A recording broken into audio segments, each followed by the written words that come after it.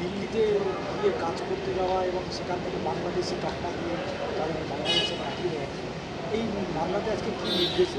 এই যে মামলাটা আমরা ফাইল করেছিলাম, একটা রিট পিটিশন ফাইল হয়েছিল in the nature of habeas corpus.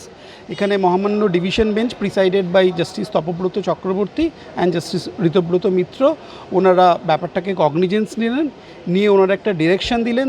আমাদের চিফ সেক্রেটারিকে বললেন উনি যেন একটা লিয়াসও করেন to his counter part in Delhi, এবং সেই মর্মে এবং যেখানে আমাদের অ্যাডিশনাল সলিসিটর জেনারেলও দাঁড়িয়েছিলেন, ওনাকেও ডিরেকশন দিলেন স্পেসিফিক একটা রিপোর্ট দিতে। এই ম্যাটারটা আবার বুধবার দিন সকালবেলা 12টার সময় আবার এটা নিশ্চিন্ত আছে, মানে আবার ফিক্স আছে মামলাটা।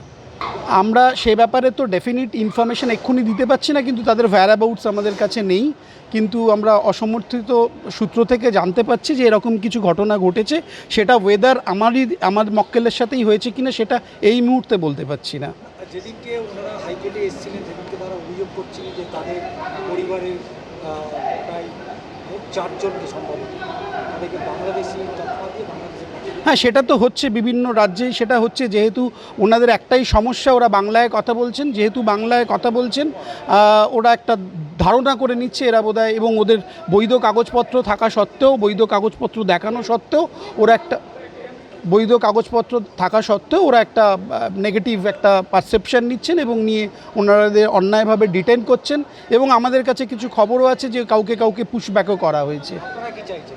আমরা তো কোর্টের ইন্টারভেনশন চাইছি এবং যাতে ওরা তাদের নিজেদের বাড়িতে ফেরত আসে, সেটাই আমাদের একমাত্র লক্ষ্য আর কি। ওনাদেরকে রিপোর্ট দিতে বলেছেন, ওনাদেরকে স্পেসিফিক্যালি একটা রিপোর্ট দিতে বলেছেন আগামী বুধবারের মধ্যে।